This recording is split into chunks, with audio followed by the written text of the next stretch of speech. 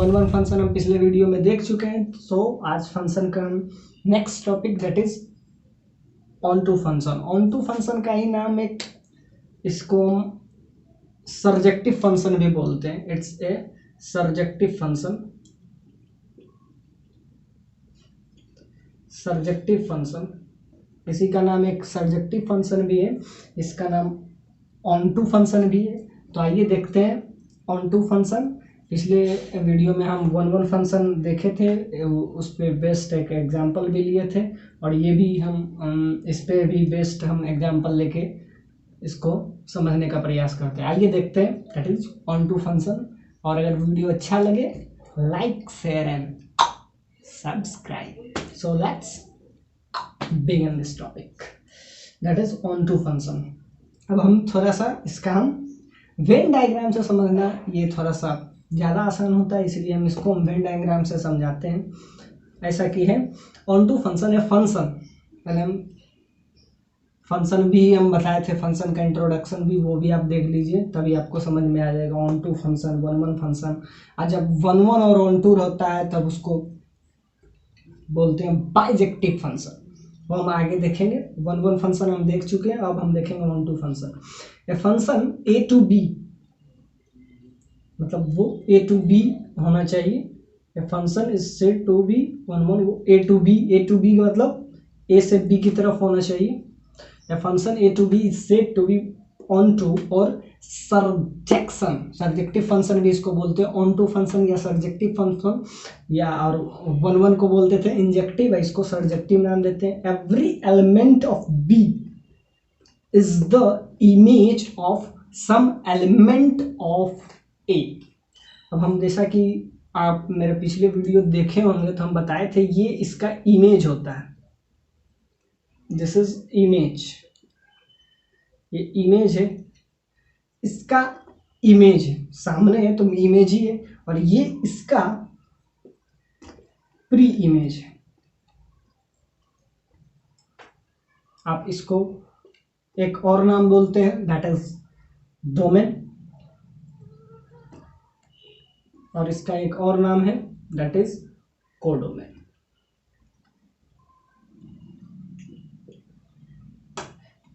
और कोडोमेन अगर रेंज के बराबर हो जाता है तो वो आपका ऑन टू फंक्शन होता है। कोडोमेन इज दिस, इसी को आप हम इमेज भी नाम दिए हैं। इमेज मतलब ये कि सेट बी के, इस बार दो सेट हम लिए हैं, सेट ए और सेट बी। सेट बी के सारे element, very important, set B के सारे एलिमेंट किसी न किसी का इमेज हो, यानी कि ये इसके सारे एलिमेंट, इसके 1 से लेकर 9 तक हम दिखा रखे हैं इसमें, इसके सारे एलिमेंट किसी न किसी का इमेज हो। अब some image of element of set A, यानी सेट ए के किसी भी एलिमेंट का इमेज होना जरूरी है। मतलब कि ऐसा इसका एक भी एलिमेंट नहीं होना चाहिए जो किसी का इमेज नहीं हो, यानी सेट बी के सारे एलिमेंट सेट ए के सारे एलिमेंट के साथ एसोसिएट हो, तब हम इसको क्या कर सकते हैं, ऑन टू फंक्शन। तब हम इसको क्या कर सकते हैं, सर्जेक्टिव फंक्शन। कब कर सकते हैं, जब सेट बी के सारे एलिमेंट किसी न किसी का इमेज हो, ये किसी न किसी का क्या इमेज हो, यानी सेट बी का सारा एलिमेंट किसी सेट ए के किसी न किसी का सम एलिमेंट ऑफ ए के किसी भी मतलब एलिमेंट का इमेज हो। कौन, सेट बी का सारा एलिमेंट। तो अगर ऐसा होता है तो हम क्या कह सकते हैं, ये ऑन टू फंक्शन है और ये सर्जेक्टिव फंक्शन। मतलब कि इसमें, ये तो हम आपको थ्योरी बताएं, अब इसमें ये देखिए, जैसे y1 है तो इसका रिलेशन इसके साथ है, y2 है तो इसका इसके साथ है, y3 है तो इसका इसके साथ है, इसका इसके साथ है। अब हो सकता है इसका लगातार इसके साथ भी है, इसके साथ भी है, यानी कि ये सारे के साथ है। मतलब इसमें ऐसा कोई भी एलिमेंट, जैसे 3 है तो 3 का भी रिलेशन इसके साथ है। तो मतलब कि ये कि सेट बी का सारा एलिमेंट किसी न किसी का इमेज हो, यानी कि सेट बी का सारा एलिमेंट ए के एलिमेंट के साथ एसोसिएट है, सारा का सारा मतलब इच एंड एवरी, सो इसीलिए कहते हैं इसमें every element of set B is the image, मतलब every element of set B is the image of some element of A, then this function is called onto function. It's very clear है इसमें कि क्या every element of set B is associated with the element of set A, then this function is called the onto function, surjective function, और every element of set B is the some image, इसको image कहते हैं, इसका image सामने होता है, तो सामने अगर किसी का दिखता है तो वो क्या होता है, उसका इमेज होता है, इसीलिए इसका नाम हम इमेज देते हैं, इसी का नाम हम कोडोमेन बोलते हैं, इसका नाम डोमेन होता है। और इस केस में आप ये भी कह सकते हैं कोडोमेन रेंज के बराबर है, कोडोमेन इस केस में रेंज के बराबर है। इस केस में हम ऑनटू फंक्शन देख रहे थे, कोडोमेन रेंज के बराबर हो, ये इक्वल टू रेंज होना चाहिए, यानी कोडोमेन रेंज के बराबर अगर हो तो ये ऑनटू फंक्शन होगा। वो हम कैसे देखते हैं, कोडोमेन रेंज के बराबर, इसके सारे एलिमेंट सेट बी के सारे एलिमेंट कोडोमेन कहलाते हैं। रेंज क्या कहलाते हैं, इसका मिनिमम और मैक्सिमम वैल्यू के बीच में जितना वैल्यू लाई करता है, यानी साइन का अगर आपको कहेगा, साइन का अगर रेंज आपको पूछता है, साइन एक्स का रेंज, तो दैट इज -1 से 1। तो ये किस केस में है, जब x के किसी भी वैल्यू के लिए -1 to 1 होगा, लेकिन x का वैल्यू अगर हम बदलेंगे तो इसका रेंज का भी वैल्यू बदलेगा। कोडोमेन फिक्स है लेकिन रेंज बदलते रहता है, इसीलिए जब फंक्शन का वैल्यू कोडोमेन रेंज के बराबर है, codomain is equal to range, then this function is called onto function. Onto function पहचानने का सिंपल सा रूल है कि इसके सेट बी के सारे एलिमेंट, यानी कि सेट बी के सारे एलिमेंट किसी न किसी का इमेज हो, मतलब सेट ए के एलिमेंट का किसी न किसी का इमेज हो सेट बी का, मतलब कैसा, इसमें ऐसा एक भी एलिमेंट नहीं हो जो कि इमेज नहीं हो। और हम दूसरा एग्जांपल से इसको हम क्लियर समझ पाएंगे।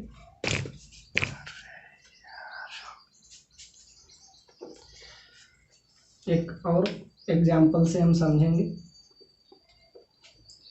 ये तो हम लिए थे, इसका सेट बी के सारे एलिमेंट किसी न किसी के साथ एसोसिएट थे। अब हम इस बार एग्जाम्पल ले रहे हैं एक नया, जैसे x1, x2 and x3, here 3, y1, y2 and y3 and y4। अब इसका रिलेशन इसके साथ है a to b, इसका रिलेशन इसके साथ है, इसका रिलेशन इसके साथ है, लेकिन y4 का रिलेशन किसी के साथ नहीं है।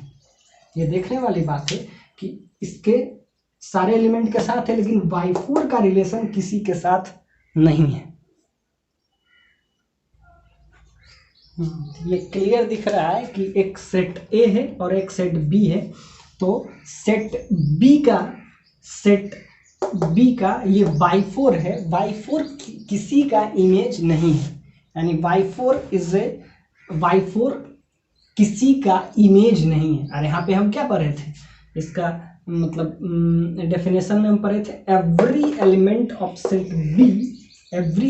Set B is the some image of the some element of A के किसी एलिमेंट का इमेज हो।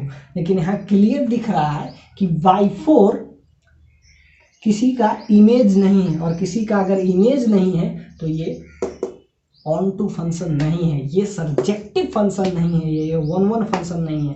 यानी इस केस में कोडोमेन रेंज के बराबर नहीं है, not equal to range. Codomain, ये सेट बी के सारे एलिमेंट क्या कहलाते हैं, कोडोमेन, और सेट ए के सारे एलिमेंट क्या कहलाते हैं, domain. This is domain and this is clearly this is codomain. मतलब सेट बी के सारे एलिमेंट कोडोमेन होता है और सेट ए के सारे एलिमेंट, सेट ए के सारे डोमेन और इसका कोडोमेन। और रेंज ये है कि इसका जो वैल्यू आ रहा है, इसका वैल्यू क्या आ रहा है y1 से लेके y3 तक, तो ये इसका रेंज हो जाएगा। This is range of this function. और इसका अगर कोडोमेन पूछे तो y4 इसका रेंज नहीं है लेकिन इसका कोडोमेन है। और अगर कोडोमेन रेंज के बराबर हो जाता है तो वो फंक्शन ऑनटू हो जाता है, वो फंक्शन सर्जेक्टिव फंक्शन हो सकता है। कब होता है? जब इसका कोडोमेन रेंज के बराबर। लेकिन इस केस में इसका रेंज क्या है? y1 y2 y3, यानी इसका y1 से लेके y3 तक इसका क्या है? रेंज है। लेकिन इसका कोडोमेन क्या है? y1 से लेके y4 तक इसका कोडोमेन है। So y4 is not image of some element of set A. Set A के किसी भी एलिमेंट का इमेज नहीं है, यानी this is the not image. यानी y4 clearly y4 is not image, F image function का image, function of some element of A. A के किसी भी एलिमेंट का y4 इमेज नहीं है, यानी y4 किसी का इमेज नहीं है। So this is not onto function. ये ऑनटू फंक्शन नहीं है। ऑनटू फंक्शन के लिए दो केस है। एक तो every element of set B is the some image of some element of set A, यानी कि ये किसी ना किसी का इमेज हो। और दूसरा कोडोमेन रेंज के बराबर हो। ये दोनों केस में कोई भी फंक्शन वन वन हो, मतलब ऑन टू हो सकता है, सर्जेक्टिव हो सकता है। इस पे हम आइए देखते हैं एक एग्जांपल लेके। सो लेट्स आइए एक और एग्जांपल लेके देखते हैं। ये एक एग्जांपल फिर से नया लिए हैं और उसके बाद हम एक चेक करेंगे one one function onto function. जैसे कि ए टू बी है, एसोसिएट है। ये x1 जो कि x4 के साथ एसोसिएट है, y2 जो है 5 के साथ है और x3 जो है y1 के साथ है और x4 का रिलेशन y2 के साथ है। तो है यहाँ दिख रहा है। अब ये फंक्शन हमको चेक करना है कि ये ऑन टू है कि नहीं। तो ऑन टू को चेक करने के लिए हम क्या बताए थे? Every element of B, B set B का सारा एलिमेंट किसी न किसी का, ये क्या होता है? ए का इमेज, इसको कहते हैं इमेज। इसको क्या कहते हैं? इसको कहते हैं इमेज ऑफ ए। ए का इमेज बी है तो बी का ए क्या है? ए का बी इमेज है तो बी का ए क्या है? Pre image. Pre image. इसको एक और नाम देते हैं, दैट इज डोमेन। इसको नाम क्या देते हैं? That is codomain. अब हमको चेक करना है कि ये ऑन टू फंक्शन है कि नहीं। अब क्या कह रहा है कि in every element of set B, B का सारा element is some is function image. Image होना चाहिए, इस फंक्शन का इमेज होना चाहिए। और किसका? सम एलिमेंट ऑफ ए, यानी कि बी के सारे element, every element of set B is some image of some element of set A. A के किसी भी एलिमेंट का इमेज होना जरूरी है, तब ये सर्जेक्टिव, तब ये ऑन टू फंक्शन। अब इसमें क्लियरली आपको दिख रहा है कि y3 किसी का इमेज नहीं है, किसी के साथ एसोसिएट नहीं है, किसी एक किसी भी एलिमेंट के साथ एसोसिएट नहीं है। सो क्लियरली आपको इस फंक्शन में दिख रहा होगा कि y3 is not image of any element of set A. Set A के किसी भी एलिमेंट का ये इमेज नहीं है। So you clearly see that y3 is not its y3 is codomain but not it's range, मतलब इसके रेंज में नहीं आता है। सो क्लियरली दिख आपको ये भी रहा है कि y3 किसी का image, y3 is not image of set A. Set A के किसी भी एलिमेंट का y3 इमेज नहीं है, और हेंस आपको ये भी दिख रहा होगा सिमिलरली y6 भी किसी के साथ एसोसिएट नहीं है। तो ये फिगर से आपको ये भी दिख रहा हो कि y6 भी किसी का इमेज नहीं है। सो y6 is also not image of any element of set A के किसी भी एलिमेंट का इमेज नहीं है। y6 और y3 दोनों एसोसिएट नहीं है। सो अगर इस फंक्शन का आपको पूछेगा कोडोमेन क्या है, अगर आपसे ये पूछा कि कोडोमेन अगर पूछेगा तो क्या होगा,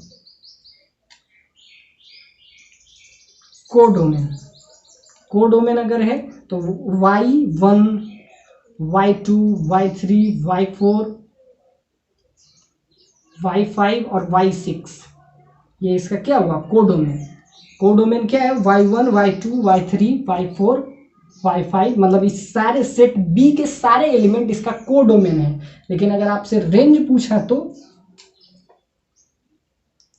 रेंज अगर पूछेगा तो जो एसोसिएट है वही उसके रेंज में आएगा, यानी कि y1 y2 फिर क्या y4 सिमिलरली y5, यानी कि इसके रेंज में क्या आ गया y1 y2 y4 y5, यानी चार ही एलिमेंट इसके रेंज में आ रहा है, लेकिन कोडोमेन में इसके 6 एलिमेंट आ रहा है। सिमिलरली आपको दिख रहा है कि इसमें codomain is not equal to its range. Codomain ये है y1 y2 y3 y4 y6, 6 element are its codomain, but y1 y2 y4 और y5 its range. So codomain range के बराबर नहीं है। यहां से भी आपको दिख जाता है कि ये ऑन टू फंक्शन नहीं है, यानी कि ऑन टू फंक्शन होने के लिए कोडोमेन रेंज के बराबर होना चाहिए, या सेट बी का सारा एलिमेंट किसी न किसी का इमेज होना जरूरी है। जो सेट ए के किसी न किसी but some element of set A के किसी एलिमेंट का ये इमेज होना जरूरी है, या कोडोमेन रेंज के बराबर होना जरूरी है, तब वो फंक्शन आपका ऑन टू फंक्शन कहलाता है, तब वो फंक्शन आपका सर्जेक्टिव फंक्शन कहलाता है। I think it's clear. So देखते हैं इस पे question.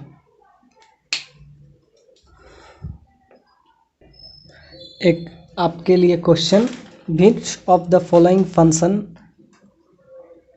Is surjection that is onto function. ये आपके लिए 1 मिनट का क्वेश्चन है, आप सॉल्व करके बताइए इसमें कौन सा ऑन टू फंक्शन है। सो लेट्स किल। आइए देखते हैं इसमें कौन ऑन टू फंक्शन है। चेक करना है कि कौन सर्जेक्टिव फंक्शन है, इसीलिए हम बता दिए सर्जेक्शन अगर आ जाए या इंजेक्शन आ जाए, इंजेक्शन तो 1 को कहते हैं और ऑन टू को इसी को दूसरा नाम से सर्जेक्शन कहते हैं या ऑन टू। इसमें चेक करना है 4 ऑप्शन है आपके लिए, कौन सा ऐसा फंक्शन है जो कि ऑन टू फंक्शन है। सो चेक करते हैं। पहला ऑप्शन क्या है, FR2R given by this function. तो एक फंक्शन है जो कि जिसका डोमेन, इस चीज को समझना बहुत जरूरी है कि इसका मतलब क्या है। F एक फंक्शन है that is domain is R और रेंज भी R है। डोमेन ऑल रियल नंबर और रेंज भी ऑल रियल नंबर, मतलब डोमेन में भी आप कुछ भी डाल सकते हैं और रेंज भी इसका कुछ भी आ सकता है। वेरी इंपॉर्टेंट, इस फंक्शन को अगर आपको पढ़ना है दैट इज FR2R। इसका मतलब क्या हुआ कि डोमेन सारा रियल नंबर है और range this is domain this is codomain. Codomain मतलब क्या कि डोमेन ये हुआ और ये क्या हुआ आपका कोडोमेन हुआ। मतलब डोमेन इसका क्या हुआ, ऑल रियल नंबर। इसका डोमेन क्या हुआ, दिस इज डोमेन, यानी डोमेन इसका ऑल रियल नंबर है और इसी का कोडोमेन भी इसका ऑल रियल नंबर है। यानी कि डोमेन भी ऑल रियल नंबर और कोडोमेन भी। इस फंक्शन को आप जैसे इसको भी पढ़ेंगे तो क्या, डोमेन इसका ऑल रियल नंबर, कोडोमेन भी ऑल रियल नंबर। तो ये फंक्शन का पढ़ना है। ये जेड डिनोट क्या करता है, जेड इंटीजर को डिनोट करता है। यानी कि इसका जो डोमेन होगा कोई इंटीग्रल वैल्यू होगा और इसका रेंज भी क्या होगा, कोई इंटीग्रल वैल्यू होगा। तो ये फंक्शन को पढ़ने का है। जैसे एच एक्स एक फंक्शन है जो कि फाई एक्स, इसका नाम है, डोमेन क्या है, ऑल रियल नंबर, कोडोमेन क्या है, ऑल रियल नंबर। सो ये फंक्शन को किस तरह से हम इसको इंडिकेट करते हैं और इसका क्या मतलब होता है। तो अब हम देखते हैं ऑल रियल नंबर और एफ एक्स क्या है, x square plus 2, x square plus 2। सो आप ये अब देख लिए होंगे क्वेश्चन। अब हम इसको डील करते हैं। तो ये वाला पार्ट हम सबका मिटा देते हैं, यहाँ तक वाला पार्ट सारा का मिटा देते हैं। बस ये फंक्शन है और ये आपको समझिए 4 ऑप्शन है। अब देखते हैं एफ आर टू आर। अब इस फंक्शन को देखते हैं। एफ आर टू आर था, सब में वही था, और इस केस में क्या था, इस केस में जेड इज क्या, समथिंग इंटीग्रल वैल्यू। अब ये देखते हैं इस फंक्शन का हम ग्राफ देखते हैं। F X is equal to x square plus 2 या y is equal to x square plus X cube plus 2। Cubic function है तो क्यूबिक फंक्शन का ग्राफ कुछ ऐसा होता है। 3 रूट्स होंगे, यानी कि कुछ ऐसा 1 2 3 और उसके बाद ये फंक्शन इंफिनिटी को टेंड किया। ये this is the value, this is the function of this. ये फंक्शन का आपका ये मतलब कि हम ग्राफिकल अप्रोच बता रहे हैं। इसका ग्राफ अगर बनाइएगा तो ये, क्योंकि x का 3 वैल्यू है तो ये 3 रूट्स देंगे, x क्यूब है तो 3 रूट्स देंगे। तो x को, x एक्सिस को, दिस इज x एक्सिस को 3 बार कट करेगा, 1 2 3। तो सो इसका वैल्यू कुछ ऐसा आएगा। यानी कि ये ऑल रियल नंबर, इसका अगर फंक्शन आप देख रहे हैं तो ऑल रियल नंबर आपको दिख रहा होगा। तो आपसे क्या पूछा है कि इसका क्या ये ऑन टू है। तो ऑन टू को चेक करने के लिए क्या करेंगे, इसका कोडोमेन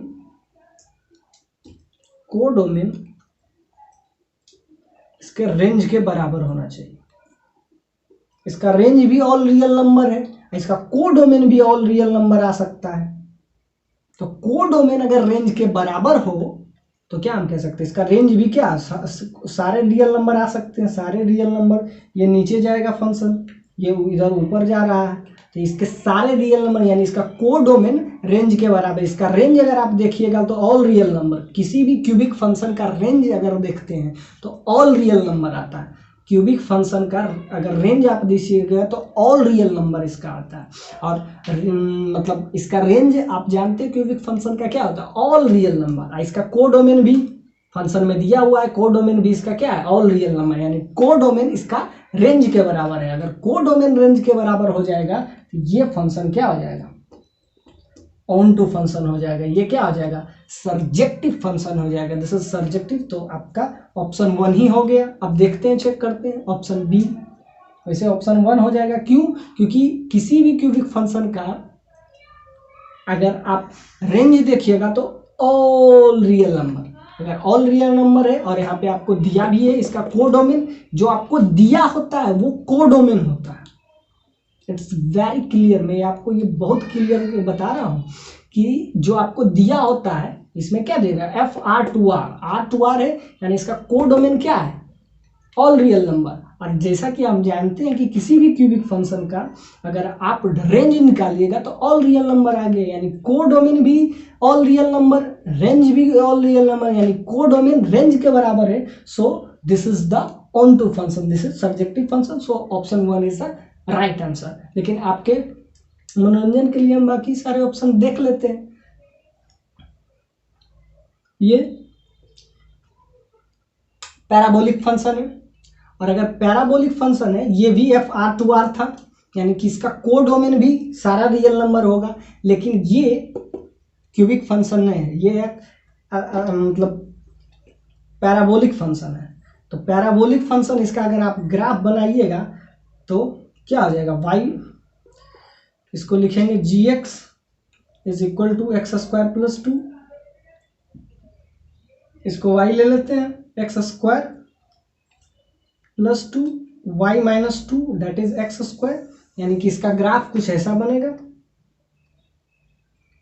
y बराबर 2 यानी कि ये, x बराबर 0 यानी ये आप पैराबोला का ग्राफ बन गया। क्या ये कटिंग हो जाएगा, दैट इज 0,2। तो इसका जब भी ग्राफ आएगा तो इससे ऊपर आएगा, यानी कि हमेशा इसका वैल्यू 2 से ऊपर आएगा।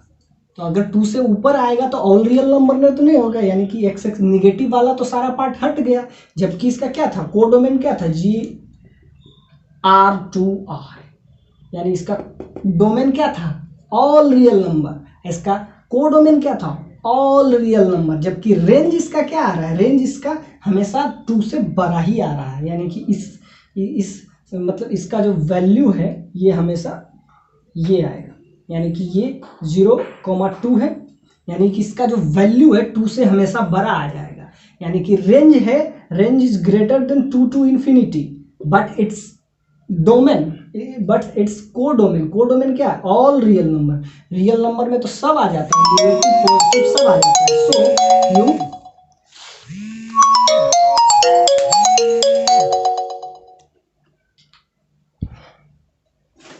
इसमें दिख रहा है कि इसमें क्या है, कोड डोमेन रेंज के बराबर है, रेंज के बराबर नहीं है क्योंकि इसका कोड डोमेन जो है ऑल रियल नंबर है। जबकि इसका रेंज क्या है, इसका वैल्यू हमेशा 2 से ज्यादा आ जाएगा, यानी कोड डोमेन इस केस में ऑप्शन सेकंड में codomain is not equal to range, hence it is not on one, मतलब ऑन टू फंक्शन। यानी ये ऑन टू फंक्शन क्यों नहीं है, क्योंकि इसका जो वैल्यू है हमेशा 2 से बड़ा ही आएगा हमेशा, यानी इसका ग्राफ जो है हमेशा इससे ऊपर ही आएगा। और हमेशा अगर ऊपर आया यानी इसका वैल्यू हमेशा 2 से ऊपर आएगा, और 2 से ऊपर आएगा। जबकि इसका कोड डोमेन क्या कर रहा है, all real number. Real number तो नेगेटिव पॉजिटिव हर टाइप का नंबर होता है। So it is not onto function because codomain is not equal to range. आप देख लेते हैं एच एक्स, और ये वाला भी आपको एक पैराबोला का ग्राफ दिख रहा होगा। फोर्थ ऑप्शन भी एज सिमिलर एज जो सेकेंड ऑप्शन है वही फोर्थ है। ये भी एक पैराबोला है तो या तो ये भी अब बार पैराबोला है तो ये भी ऊपर चला जाएगा। और इसका क्या है, इसका डोमेन भी क्या है, ऑल रियल नंबर क्या है, जी एक्स आर टू आर। तो इसका कोड डोमेन क्या है, code domain all real number, but range is, इसका रेंज जो आता है पैराबोला का समथिंग ग्रेटर। तो सो इसका अगर आप वैल्यू निकालेंगे तो कुछ ऐसा ग्राफ आएगा, समथिंग लाइक दैट, इस टाइप का ही कुछ ग्राफ आएगा। सो इट इज नॉट 1,1, क्यों, इसमें कोड डोमेन रेंज के बराबर नहीं है। तो ये भी ऑप्शन आपका चला गया। तो अब ऑप्शन आपका एक थर्ड वाला देखना जरूरी है। थर्ड वाला में क्या देखते हैं, एच एक्स, इसमें क्या है, some integer. So H X is 3x plus 2, इसको y ले लेते हैं, y बराबर 3x प्लस 2, यहाँ से आ जाता है y माइनस 2/3 बराबर x। अब x के हम कोई वैल्यू डालते हैं, इसमें सारा वैल्यू इंटीजर आना चाहिए क्योंकि बोल दिया है H x Z to Z ही लाई करना है, यानी ये इंटीजर हो तो ये भी इंटीजर हो। जबकि इसका वैल्यू अगर हम 0 रखते हैं या 1 रखते हैं तो भी x का कोई इंटीग्रल वैल्यू नहीं आ रहा है। 1 रखते हैं, इसका वैल्यू हम 5 रखते हैं, y का वैल्यू 5 रखते हैं। सिमिलरली इस सारा y का वैल्यू है 1, 5, 7 भी रखेंगे, 7 रखते हैं, 9 रखते हैं, तो इसका कोई भी इंटीग्रल वैल्यू नहीं आ रहा है, यानी ये z टू z में नहीं लाई कर रहा है। और ये z टू z में अगर लाई ही नहीं कर रहा है तो ये फंक्शन ऑन टू कैसे हो जाएगा? सो इसी इट इज ऑल्सो, मतलब ये तो फंक्शन में ये दिख रहा है कि ये इसमें भी codomain is not equal to its range. Range क्या कह रहा है? रेंज इसका कह रहा है कि मतलब इसका कोडोमेन कह रहा है हर इंटीग्रल वैल्यू आना चाहिए, जबकि x के किसी भी वैल्यू के लिए ये हमेशा इंटीग्रल वैल्यू नहीं दे रहा है। x के अलग अलग वैल्यू के लिए ये इंटीजर के साथ साथ नॉन इंटीजर भी दे रहा है। यानी इस केस में कोडोमेन इसका क्या कर रहा है कि ये इंटीजर हो, सिर्फ इंटीजर हो। कोडोमेन इसका कह रहा है कि सिर्फ इंटीजर हो। This is hx a function implies that z to z, यानी कि इसका जो है कोडोमेन क्या कह रहा है? कोडोमेन कह रहा है कि ये इंटीग्रल वैल्यू है, जबकि हम देख रहे हैं कि x के अलग अलग वैल्यू के लिए ये सारा वैल्यू इंटीग्रल नहीं है, यानी कोडोमेन रेंज के बराबर नहीं है। So it is not onto function. So देखते हैं नेक्स्ट पॉइंट।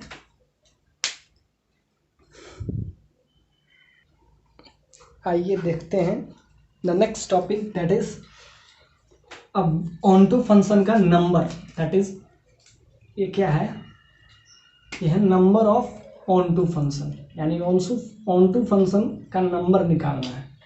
जैसा कि हम 1 1 फंक्शन का भी देखे थे, नंबर हम कैसे निकालते थे? कोडोमेन का पावर डोमेन, उसी को हम क्या कहते थे? Number of 1 1 function. अब देखते हैं the number of onto function. Onto function का हम कैसे निकालते हैं?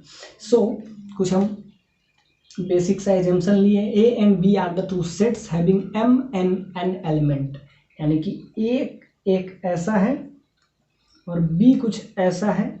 इसमें this is a, this is b respectively. m element इसमें है और इसमें n एलिमेंट है, और ये फंक्शन क्या है? a to b डिफाइन है। Very clear, the function is defined a to b। और हाँ, इसमें n एक हम इंटीग्रेटर यूज करेंगे। n का वैल्यू जो होना चाहिए, n is always greater than 1 से बड़ा होना चाहिए, but it less than m। इसमें क्या होना चाहिए? n का वैल्यू जो होना चाहिए 1 से बड़ा होना चाहिए और m से छोटा होना चाहिए। It's very important. n is always greater than, मतलब n का जो वैल्यू है वो 1 से हमेशा बड़ा होना चाहिए।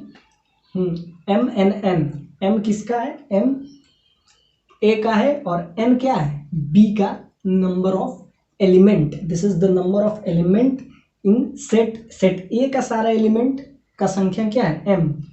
m और n क्या है? सेट b के सारे एलिमेंट का संख्या है।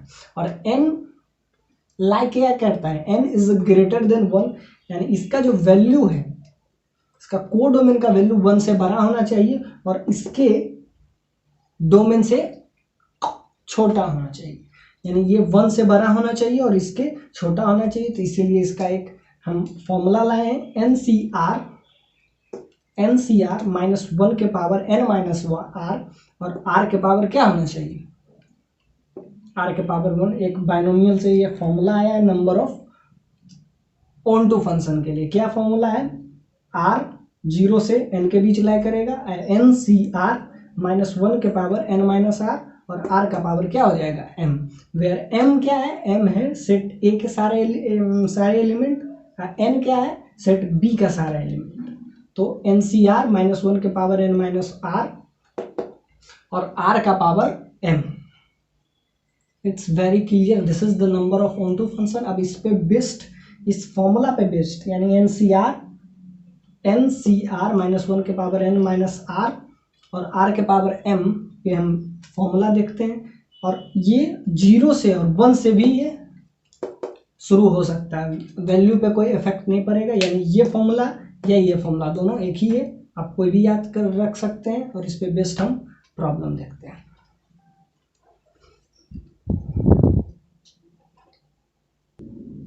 आइए देखते हैं, एक क्वेश्चन है number of onto function पे, जो कि ये IIT में पूछा गया है, IIT JEE में पूछा गया है 2001 में ये क्वेश्चन पूछा गया है। इसमें आपको ये निकालना है कि नंबर ऑफ, अब आपको 3 ऑप्शन दे दिए हैं, 4 ऑप्शन 14, 16, 12 और 8, ये 4 आपको ऑप्शन दिए हुए हैं कि इसमें ऑन टू फंक्शन का वैल्यू निकालिए। ये 2001 में पूछा गया है, जेई पूछा है, IIT JEE ये क्वेश्चन पूछा गया है 2001 में। So it's very important, number of onto function, और किससे, E से F की तरफ होना चाहिए। वहां था ना A से B की तरफ, यहाँ E से F पे। अब हम अभी फॉर्मूला देखे थे, R = 0 से लेके n तक NCR -1 के पावर n - r, अब बाद R का पावर m होना चाहिए। ये फॉर्मूला हम अभी तुरंत देखे थे। या R को 0 से भी आप शुरू कर सकते हैं, या यही फॉर्मूला को आप R = 1 से लेके n तक भी कर सकते हैं, और NCR -1 के पावर n - r और R के पावर m होना चाहिए। ये फॉर्मूला हम अभी पिछले 1 मिनट पहले हम देखे थे। ये फॉर्मूला क्या है, अब ये अगर जेई में पूछा है तो कुछ अच्छा ही क्वेश्चन पूछा होगा। ये फंक्शन कह रहा है कि लेट ई का ये 4 एलिमेंट है और F में आपका 2 एलिमेंट है 1 to 2, then the number of onto function from E to F, यानी E से F की तरफ होना चाहिए। और ये आपके 4 ऑप्शन दे दिए हैं, और आपको अगर पिछला कंसेप्ट समझ में आया होगा तो आप ट्राई कर सकते हैं। आपके लिए 1 मिनट है, आप इसको ट्राई करें कि आपके 4 ऑप्शन में कौन सा आता है, और अगर ऑप्शन आ जाए तो अच्छा है। मेरा बताया आपको कुछ समझ में आया होगा। सो इस प्रॉब्लम को शुरू करते हैं। NCR, इसमें n का वैल्यू, अब देखते हैं E के कितने एलिमेंट है। E का जो एलिमेंट होता है वो m होता है। E के एलिमेंट आपका आ जाएगा 1 2 3 4, इसके 4 एलिमेंट है, सो m is 4। और F के आपके 2 एलिमेंट है 1 2 2, सो n is 2। m का वैल्यू जो होता है वो पहला फंक्शन में जो रहता है, a का जो एलिमेंट होता है, तो a का एलिमेंट, a का रोल अभी यहाँ क्या कर रहा है, E to F, E का रोल अभी, a का रोल यहाँ क्या कर रहा है, तो m का वैल्यू आपका 4 आया, और n का वैल्यू आपका यहाँ से क्या आ जाएगा, 2 आ गया। सो इस फंक्शन में लगाते हैं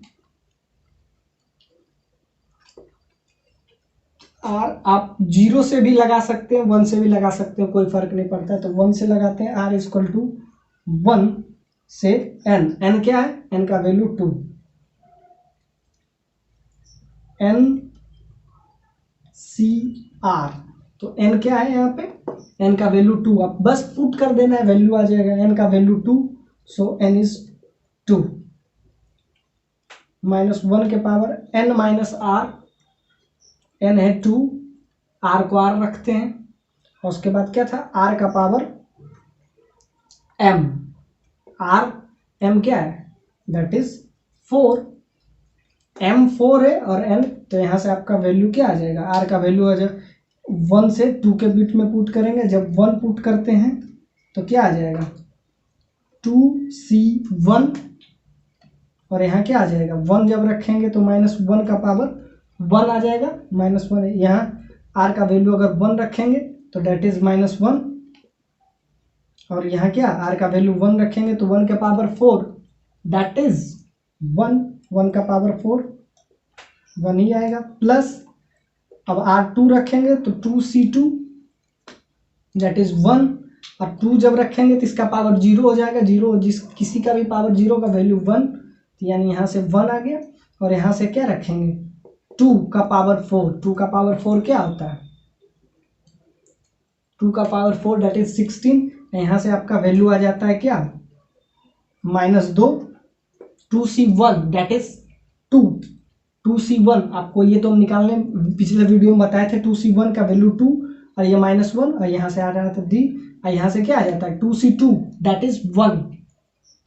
ये हम आपको बताए थे पिछले चीज में 2c1 और यहाँ से क्या आ जाता है this is 16 so you get 40। Your option is the first.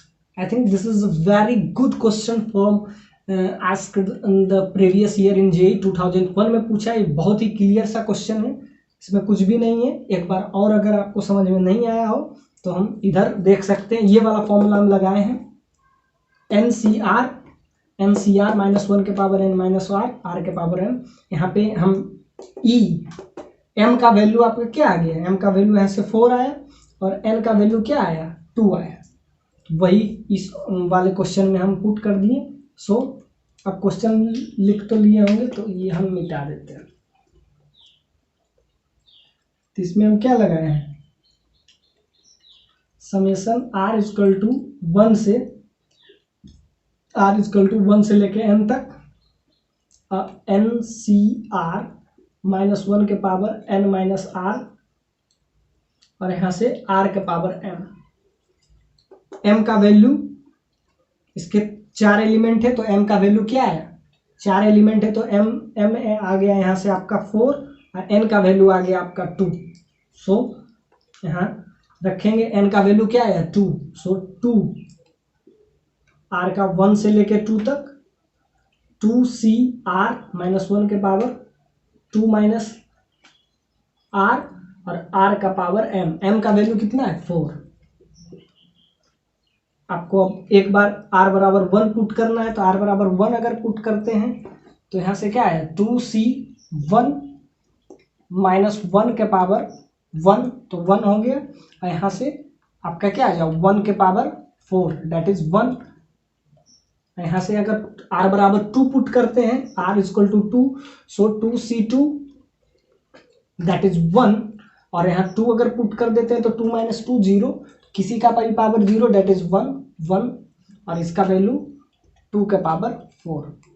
ये आपका क्या आ जाता है, इसको आप सॉल्व कीजिएगा तो क्या आ जाएगा 2c1 दैट इज 2 और 2 में से 1 के पावर 4 दैट इज 1 तो यहाँ से -2 आ गया इसका वैल्यू और इसका वैल्यू क्या आ जाएगा 2c2 दैट इज 1 यहाँ 2 के पावर 4 दैट इज 16 तो यहाँ से आ जाता है 40। So it's clear. अब हम थोड़ा सा देखते हैं नेक्स्ट टॉपिक। आइए देखते हैं एक नया function that is bijective function. आपके लिए नया है बाइजेक्टिव फंक्शन। अगर आप पिछले हमारे 2 वीडियो देखे होंगे तो ये फंक्शन आपके लिए कुछ नया नहीं है, बाइजेक्टिव फंक्शन है। तो बाइजेक्टिव फंक्शन किसको कहते हैं, function a to b, a से b की तरफ है, is called bijective function if it is 1 1 and on 2 it is 1 1 as well as on 2। मतलब एक फंक्शन ऐसा हो जो 1 1 भी हो और अगर ऑन 2 भी हो। अब 1 1 हो और ऑन 2 दोनों हो तो वो फंक्शन को हम क्या बोलते हैं बाइजेक्टिव। यानी अगर कोई फंक्शन इंजेक्टिव प्लस सर्जेक्टिव, यानी एक फंक्शन इंजेक्टिव भी हो यानी कि दिस इज 1 1 फंक्शन और सर्जेक्टिव भी हो यानी कि ऑन 2 हो, तो ये दोनों के ग्रुप को हम लोग एक नया फंक्शन देते हैं दैट इज बाइजेक्टिव फंक्शन। यानी ये कोई नया फंक्शन नहीं है, ये दोनों फंक्शन जब हो, एक फंक्शन 1 1 भी हो ऑन 2 भी हो, 1 1 ऑन 2 दोनों हो तो उसको हम बाइजेक्टिव फंक्शन देखते हैं। सो आपका ये पूरा क्लियर हो गया थ्योरी पार्ट। हो सकता है का क्वेश्चन और देखें। सो अगर वीडियो अच्छा लगे लाइक शेयर एंड सब्सक्राइब। तो जो फंक्शन 1 1 हो और ऑन 2 हो तो दोनों फंक्शन जब मिल जाता है इंजेक्टिव प्लस सर्जेक्टिव तो ये फंक्शन मिलके क्या बनाता है बाइजेक्टिव फंक्शन। हम इसका बात क्यों कर रहे हैं, क्योंकि हम आगे जो भी फंक्शन देखेंगे वो बाइजेक्टिव होगा, यानी कि वो 1 1 भी होगा ऑन 2 भी होगा। और अगर 1 1 ऑन 2 फंक्शन होता है तो उसको हम क्या नाम देते हैं, एक नया टर्मिनोलॉजी यूज करते हैं दैट इज बाइजेक्टिव, यानी जो इंजेक्टिव भी हो और सर्जेक्टिव भी हो। इंजेक्टिव भी हो सर्जेक्टिव हो तो उसको बाइजेक्टिव, और बाइजेक्टिव हो तभी उसका इनवर्स पॉसिबल है। यानी कि कोई फंक्शन अगर बाइजेक्टिव हो तभी उसका इनवर्स पॉसिबल है। तो आगे का चैप्टर जो है इनवर्स आईटीएफ हम पढ़ेंगे, ITF that is inverse trigonometric function. तो इनवर्स ट्रिगोनोमेट्रिक क्या है, जो कि 1 हो और ऑन 2 हो यानी कि बाइजेक्टिव हो तो उस फंक्शन का ही इनवर्स निकाला जा सकता है। यानी कि जो बाइजेक्टिव फंक्शन है यानी बाइजेक्टिव फंक्शन का ही इनवर्स पॉसिबल है। यानी कि हम वही फंक्शन पढ़ेंगे इनवर्स में जो बाइजेक्टिव हो, यानी कि बाइजेक्टिव फंक्शन का ही इनवर्स होता है। सो हम नया चैप्टर पढ़ेंगे, तो नया चैप्टर पढ़ेंगे तो डायरेक्ट बाइजेक्टिव बोलेंगे, और अगर आप ये पढ़े होंगे तो आपको क्लियर होगा। वीडियो अगर अच्छा लगे लाइक शेयर एंड सब्सक्राइब।